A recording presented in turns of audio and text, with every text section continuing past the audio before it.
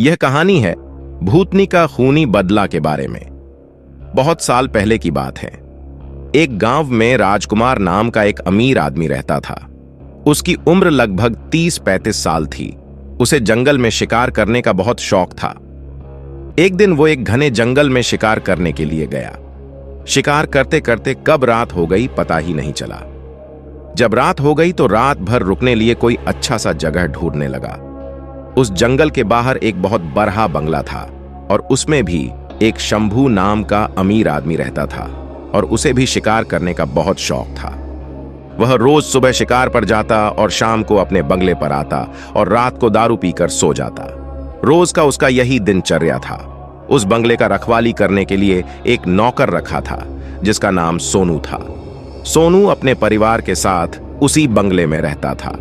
उसके परिवार में उसकी पत्नी और एक 16-17 साल की बेटी थी। उसकी पत्नी और बेटी खाना बनाने का काम करती थीं और सोनू रखवाली का काम करता था।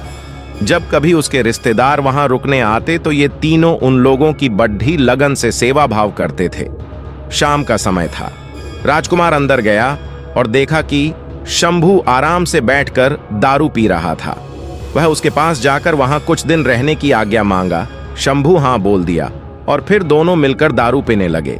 फिर ये दोनों अच्छे दोस्त बन गए और राजकुमार कई दिनों तक वहीं पर रहा और ऐसे ही उनकी ऐसो आराम की जिंदगी चलने लगी। सोनू की एक 16-17 साल की एक बेटी थी। एक शाम उसका मालिक शंभू और राजकुमार शिकार करके दोनों वापस आए और नहा धोकर दारू पीने बैठ गया। पीने के बाद उन दोनों को इतना नशा लग गया कि सोनू की जवान बेटी पर अपनी गंदी नजर डालने लगे। वे दोनों उसके पास गए और उसके बेटी के कपड़े को फाड़ने लगे।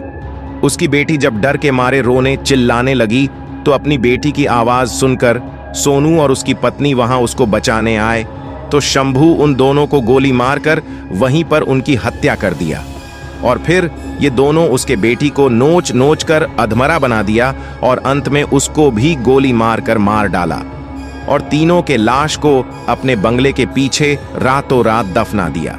अगले दिन इस बात को किसी को भी भनक तक भी नहीं लगी। कुछ दिन के बाद शंभू ने फिर एक नरेश नाम का नया नौकर रखा। नरेश जब पहले दिन बंगले पर आया और अपने काम में लग गया। किसी को कुछ भी पता नहीं चला कि इस बंगले के पुराने नौकर और उसके परिवार के साथ क्या हुआ और वो कहां चले गए। ऐसे ही कुछ दिन बीतने के बाद नया नौकर नरेश गेट बंद करके सोया हुआ था। तभी अचानक आधी रात को किसी की रोने की आवाज आई और नरेश की नींद खुल गई। उसने एक हाथ में लाठी और दूसरे हाथ में टॉर्च लिया और गेट के पास जाकर बोला, कौन है वहां जो इतनी रात गए रो रहा है। उसने देखा कि गेट के नजदीक बैठी एक लड़की रो रही है। नरेश उसके पास गया और उसके सिर पर हाथ फेरते हुए कहा, बेटी रो मत, मेरे साथ अंदर चल। फिर वह लारेट की अंदर आई। नरेश ने उसे पीने के लिए पानी दिया और पूछा, बेटी तुम कौन हो, कहां से आई हो और इतनी रात को अकेले इस घने जंगल में क्यों भटक रही हो। नरेश की इतनी बातें सुनकर वह लड़की और तेज तेज से रोने लगी। कुछ देर बाद वो शांत हुई और नरेश को बताई कि इस बंगले के पहले नौकर सोनू की बेटी हैं। फिर उसने यह भी बताया कि कैसे इस बंगले के मालिक शंभू और राजकुमार ने उसके माता और पिता को मार डाला और फिर अपनी प्यास बुझाने के लिए मेरे शरीर को नोच नोच कर मुझे भी मार डाला। फिर हम तीनों के लाश को इसी बंगले के पीछे दफना दिया। उस लड़के की इतनी सी बात सुनकर नरेश डर गया और उसके डर के मारे पसीने निकलने लगे। फिर थोड़ी देर बाद हिम्मत रखते हुए उससे पूछा, ऐसे कैसे हो सकता है, अगर तू मर गई है तो मेरे सामने कैसे बैठी है। नरेश की यह बात सुनते ही वह लड़की अचानक गायब हो गई और थोड़ी ही देर बाद उसी कमरे के दीवार पर उल्टा लटक गई।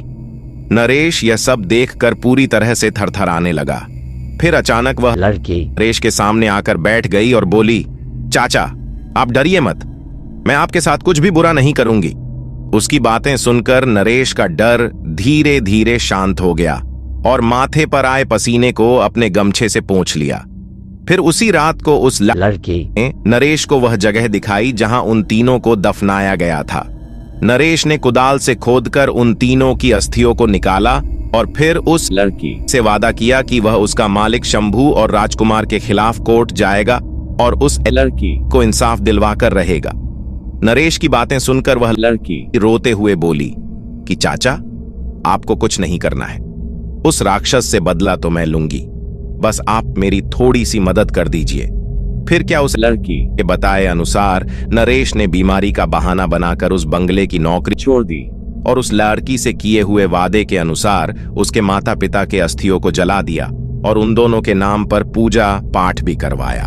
उन दोनों की मुक्ति हो गई, लेकिन लड़की कहे अनुसार नरेश ने ना लड़की के अस्थि को जलाया और ना ही उसके क्रियाकर्म के लिए कोई पूजा पाठ ही किया, क्योंकि उस लड़की ने कहा था कि अगर उसके लिए भी पूजा पाठ हो गई तो वह इस भूत ही शरीर से मुक्त हो जाएगी और फिर उस दरिंदों से अपना बदला नहीं ले पाएगी। समय बीतता गया। कुछ महीने बाद शंभू ने फिर एक नया नौकर ढूंढने की कोशिश करने लगा, लेकिन उस बंगले में कोई दूसरा नौकर आने को तैयार ही नहीं होता, क्योंकि नरेश दिन रात वहीं घूमता फिरता रहता और नए आने वाले नौकर को उस बंगले की भूत वाला कहानी सुनाकर भगा देता। कभी कभी वह भूतनी भी आने वाले नए नौकर को भूत बनकर रात के समय में अजीब अजीब आवाजें निकालकर डरा देती और वे डर के मारे भाग जाते, फिर दूसरे दिन रखवाली करने नहीं आते। उस बंगले पर ऐसे ही रोज कितने शिकारी आते, दारू पीते, मौज मस्ती करते, लेकिन जिंदा वापस कभी नहीं जाते, क्योंकि वहां आने वाले हर शिकारियों से उसको सख्त नफरत हो गया था। कभी कभी वो लड़की एक सुंदर रूप बनाकर जंगल में जाती और दूसरे शिकारियों को अपने जाल में फंसाती और शाम को उस बंगले में ले आती और रात को अपने असली रूप में आ जाती और उसे चिर फाड़ डाक कर मार डालती और उसका खून पी जाती। ऐसी घटना कितने दिनों तक चलता रही और बंगले में मरने वाले शिकारियों के मौत एक रहस्य ही बनी रही। अगल बगल के लोगों के लाख कोशिश करने के बाद भी न हत्यारा पकड़ में आता और न ही उनके लाश। धीरे धीरे यह खबर आसपास के क्षेत्रों में फैल गई कि जंगल के पुराने बंगले में ठहरने वाले हर शिकारी की मौत हो रही है। 5-6 वर्ष बीत गए और अब वह बंगला खंडहर हो गया था, क्योंकि अब किसी में भी इतनी हिम्मत नहीं थी कि वहां रात को ठहरे। आखिर किसको अपनी जान की परवाह नहीं होती। ऐसे ही बहुत दिन बीत गया और वो भूतनी उसी बंगले में रहकर अपने हत्यारे का इंतजार करती थी। दिन में उधर आने जाने वाले लोगों को एहसास होता था, क्योंकि वह हमेशा रोती रहती थी पर किसी को दिखाई नहीं देती थी। फिर उसने शहर और गांव में घूम घूम कर ढूंढने की कोशिश करने लगी। 2-4 दिन की मेहनत के बाद एक गांव में अपने दोनों हत्यारे शिकारी को पहचान ली और उसी दिन शाम के समय एक बहुत सुंदर लड़की की रूप बनाकर उसके पास गई और दोनों को अपने सुंदरता में फंसा लिया। ऐसे उसने 2-3 दिन लगातार उन लोग से मिलती रही और पूरी तरह से अपने जाल में फंसा ली। वे दोनों उसके आगे पीछे घूमने लगे, जैसा बोलती थी वैसा वे दोनों करते थे। फिर एक दिन लड़की बोली, क्यों ना हम लोग किसी दिन जंगल में शिकार पर चले। वे दोनों बोले, ये तो बहुत अच्छी बात है, चलो। दोनों अच्छी तरह से उसकी माया जाल में फंस चुके थे। फिर दूसरे दिन ये तीनों जंगल की ओर निकल पड़े। दिन भर शिकार के साथ साथ मौज मस्ती भी किए। फिर शाम होने लगी। शंभू और राजकुमार उस लड़की से बोले, अब सूर्य ढलने लगा है और थोड़े देर में रात हो जाएगी, हमें घर वापस चले जाना चाहिए। तभी भूतनी बोली, डरो मत, आज रात हम यहीं ठहरकर जंगल का आनंद लेंगे। राजकुमार बोला, यहां कैसे रुक सकते हैं, यहां तो आसपास कोई घर भी नहीं है। भूतनी उसकी बात सुनी तो मुस्कुराने लगी और बोली, तुम लोग चिंता मत करो, मेरे एक दोस्त का इसी जंगल में एक छोटा सा घर है, हम वहां पर रुक जाएंगे। दोनों उस भूतनी का बात मान लिए और उसके कहने पर वहां चले गए। रात को पार्टी शुरू हुई। अब भूतनी अपनी डरावनी और भयंकर रूप में उन दोनों के सामने आई। उसको इस रूप में देखकर दोनों के पसीने निकलने लगे। ऐसा रूप देखकर अच्छे अच्छे की पैंट गीली हो जाती है। फिर वो क्या चीज थे।